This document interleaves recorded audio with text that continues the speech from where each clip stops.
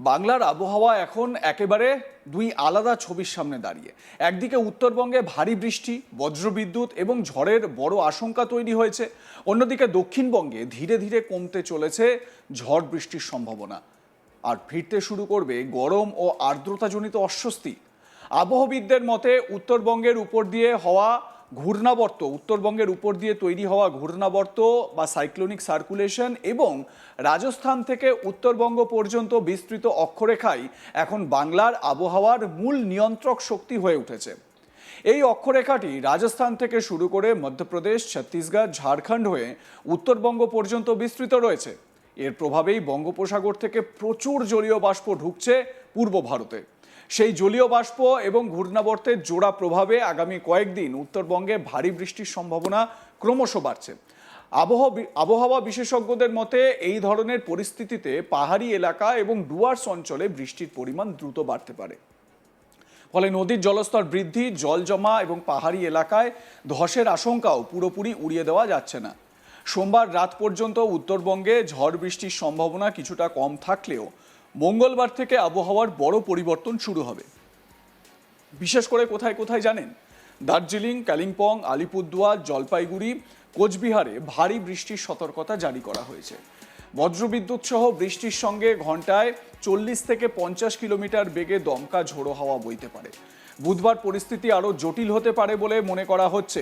সেদিন উত্তর দিনাজপুরকেও ভারী বৃষ্টির সতর্কতার আওতায় রাখা হয়েছে। বৃহস্পতিবারও উত্তরবঙ্গের বিস্তীর্ণ অংশে বজ্রবিদ্যুৎ সহ ভারী বৃষ্টির সম্ভাবনা রয়েছে। বিশেষ করে জলপাইগুড়ি, কোচবিহার এবং আলিপুরদুয়ারে ভারী বর্ষণের সম্ভাবনা বেশি। আবহবিদদের মতে উত্তরবঙ্গের উপর ঘূর্ণাবর্ত অবস্থান করায় সেখানে মেঘ তৈরির অনুকূল পরিস্থিতি তৈরি হচ্ছে। একই সঙ্গে পাহাড়ি এলাকায় আর্দ্র বাতাস ধাক্কা খেয়ে দ্রুত উপরে উঠছে। এর ফলে ভারী মেঘ তৈরি হচ্ছে এবং বৃষ্টির পরিমাণ বাড়ছে।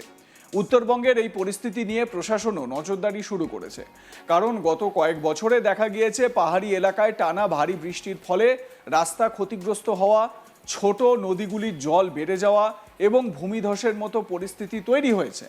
চা বাগান এলাকাতেও ভারী বৃষ্টির প্রভাব পড়ার আশঙ্কা থাকে। বিশেষ করে শ্রমিকদের যাতায়াত এবং চা উৎপাদনে সমস্যা দেখা দিতে পারে। অন্যদিকে দক্ষিণবঙ্গের ছবি একেবারেই আলাদা। গত কয়েকদিন যে কালবৈশাখী ধরনের ঝড় বৃষ্টি দক্ষিণবঙ্গের বিভিন্ন জেলায় স্বস্তি এনে দিয়েছিল, তা এবার ধীরে ধীরে কমতে শুরু করবে। সোমবার পূর্ব ও পশ্চিম মেদিনীপুর, উত্তর ও দক্ষিণ 24 পরগনায় এখনও ঝড় বৃষ্টির সম্ভাবনা রয়েছে। বজ্রবিদ্যুৎ সহ বৃষ্টির সঙ্গে ঘন্টায় 40 থেকে 50 কিলোমিটার বেগে ঝোড়ো হাওয়া বইতে পারে। কলকাতা সহ দক্ষিণবঙ্গের অন্যান্য জেলাতেও বিক্ষিপ্তভাবে হালকা ঝড় বৃষ্টি হতে পারে। তবে মঙ্গলবার থেকে আবহাওয়ার চরিত্র দ্রুত বদলাতে শুরু করবে। আবহাওয়া দপ্তরের পূর্বাভাস অনুযায়ী মঙ্গলবার থেকে শনিবার পর্যন্ত দক্ষিণবঙ্গে ঝড় বৃষ্টির সম্ভাবনা অনেকটাই কম থাকবে। এর ফলে বাড়বে তাপমাত্রা। শুধু গরমই নয়, বাতাসে জলীয় বাষ্প বেশি থাকায় আর্দ্রতাজনিত অস্বস্তিও দ্রুত বাড়বে। গত কয়েকদিনের তুলনায় মানুষ ফের ভ্যাপসা গরম অনুভূত করতে শুরু করবেন বলে পূর্বাভাস। আবহবিদদের মতে আগামী কয়েকদিনে দক্ষিণবঙ্গের বিভিন্ন জেলায় তাপমাত্রা 2 থেকে 4 ডিগ্রি সেলসিয়াস পর্যন্ত বাড়তে পারে। বর্তমানে যে তাপমাত্রা স্বাভাবিকের নিচে রয়েছে তা ধীরে ধীরে স্বাভাবিকের কাছাকাছি বা কিছু ক্ষেত্রে স্বাভাবিকের উপরে পৌঁছে যেতে পারে। ফলে দুপুরের পর থেকে গরমের তীব্রতা বাড়বে। এই পরিবর্তনের প্রধান কারণ হলো বৃষ্টির কার্যকলাপ কমে যাওয়া। যখন নিয়মিত ঝড় বৃষ্টি হয় তখন মেঘের আচ্ছাদন এবং বৃষ্টির কারণে তাপমাত্রা কম থাকে, কিন্তু ঝড় বৃষ্টি কমে গেলে সূর্যের তাপ সরাসরি ভূমিতে পৌঁছতে শুরু করে। তার উপর বাতাসে যদি জলীয় বাষ্পের পরিমাণ বেশি থাকে তাহলে গরম আরও অস্বস্তিকর হয়ে ওঠে। আবহবিদরা একে বলেন হিউমিড হিট বা আর্দ্রতাজনিত গরম। দক্ষিণবঙ্গের মানুষের কাছে এই পরিস্থিতি নতুন নয়। বর্ষা ঢোকার আগের সময়টায় প্রায়ই এমন ভ্যাপসা গরমের পরিস্থিতি তৈরি হয়। দিনের তাপমাত্রা খুব বেশি না হলেও বাতাসে আর্দ্রতা বেশি থাকায় শরীর থেকে ঘাম সহজে শুকোয় না। ফলে অস্বস্তি বাড়ে, বিশেষ করে বয়স্ক মানুষ, শিশু এবং যাদের শ্বাসকষ্ট বা হৃদরোগের সমস্যা রয়েছে তাদের জন্য এই আবহাওয়া বেশ কষ্টকর হতে পারে। কলকাতার আবহাওয়াও এখন একই ধরনের পরিবর্তনের দিকে এগোচ্ছে। সোমবার সকালে শহরের আবহাওয়া ছিল বেশ মনোরম। সর্বনিম্ন তাপমাত্রা ছিল 25.6 ডিগ্রি সেলসিয়াস, যা এখনও স্বাভাবিকের নিচে। রবিবার শহরের সর্বোচ্চ তাপমাত্রা ছিল 32.4 ডিগ্রি সেলসিয়াস। সকালে মূলত পরিষ্কার আকাশ থাকলেও দিনের দিকে আংশিক মেঘলা আকাশ দেখা যাবে, তবে রোদের তেজ বাড়বে বলেই মনে করা হচ্ছে। আজও কলকাতায় বিক্ষিপ্তভাবে ঝড় বৃষ্টির সম্ভাবনা রয়েছে। দুপুরের পর থেকে রাতের মধ্যে বজ্রবিদ্যুৎ সহ হালকা থেকে মাঝারি বৃষ্টি হতে পারে। সঙ্গে ঘন্টায় 30 থেকে 40 কিলোমিটার বেগে দমকা হাওয়া বইতে পারে, কিন্তু এই পরিস্থিতি দীর্ঘস্থায়ী হবে না। মঙ্গলবার থেকেই কলকাতায় তাপমাত্রা বাড়তে শুরু করবে বলে পূর্বাভাস দেওয়া হচ্ছে। আগামী কয়েকদিনে 2 থেকে 3 ডিগ্রি পর্যন্ত তাপমাত্রা বাড়তে পারে বলে পূর্বাভাস।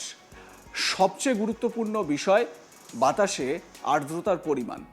বর্তমানে কলকাতায় আপেক্ষিক আর্দ্রতা 59% থেকে 92%-এর মধ্যে ঘোরাফেরা করছে, অর্থাৎ বাতাসে জলীয় বাষ্পের পরিমাণ অত্যন্ত বেশি। এর ফলে গরমের অনুভূতি আরও বাড়বে।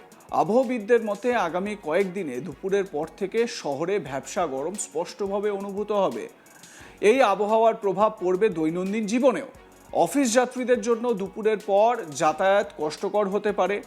ট্রাফিক জ্যাম, বাস স্ট্যান্ড বা লোকাল ট্রেনের ভিড়ের মধ্যে আর্দ্রতাজনিত গরম মানুষকে আরও অস্বস্তিতে ফেলবে। আবার রাতের দিকেও গরমের অনুভূতি বজায় থাকতে পারে, কারণ বাতাসে আর্দ্রতা বেশি থাকলে তাপমাত্রা কমলেও আরাম মেলে না। এবারের আবহাওয়ার একটি বড় বৈশিষ্ট্য হলো উত্তর ও দক্ষিণবঙ্গের মধ্যে স্পষ্ট পার্থক্য। উত্তরবঙ্গ যেখানে ভারী বৃষ্টির দিকে এগোচ্ছে, দক্ষিণবঙ্গ সেখানে ধীরে ধীরে শুষ্ক গরম হাওয়ার দিকে ফিরছে। এর পিছনে রয়েছে ভৌগোলিক অবস্থান এবং বায়ুমণ্ডলীয় পরিস্থিতির পার্থক্য। উত্তরবঙ্গের ক্ষেত্রে হিমালয়ের পাদদেশ এবং পাহাড়ি ভূপ্রকৃতি বৃষ্টির সম্ভাবনা বাড়িয়ে দেয়। আর্দ্র বাতাস পাহাড়ে ধাক্কা খেয়ে উপরে উঠলে দ্রুত মেঘ তৈরি হয় এবং ভারী বৃষ্টি হয় সেখানে। অন্যদিকে দক্ষিণবঙ্গে এখন সেই ধরনের শক্তিশালী আবহাওয়া ব্যবস্থা সক্রিয় নয়, ফলে সেখানে বৃষ্টি কমে গিয়ে গরম বাড়ার পরিস্থিতি তৈরি হচ্ছে।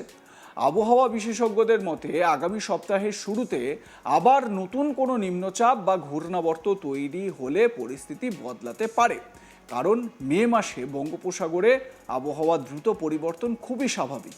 এই সময় সমুদ্রের উপরিভাগের তাপমাত্রা বেশি থাকায় নতুন নিম্নচাপ তৈরি হওয়ার সম্ভাবনাও থাকে।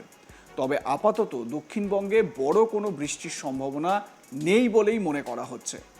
চাষাবাদের ক্ষেত্রেও এই আবহাওয়ার প্রভাব পড়তে পারে। উত্তরবঙ্গে ভারী বৃষ্টি চা বাগান ও ধান চাষের জন্য একদিকে উপকারী হলেও অতিরিক্ত বৃষ্টি সমস্যা তৈরি করতে পারে। অন্যদিকে দক্ষিণবঙ্গে গরম বাড়লে গ্রীষ্মকালীন সবজি চাষে জল সংকটের আশঙ্কা বাড়বে। কৃষক তাই আবহাওয়ার পূর্বাভাস মাথায় রেখেই পরিকল্পনা করুন।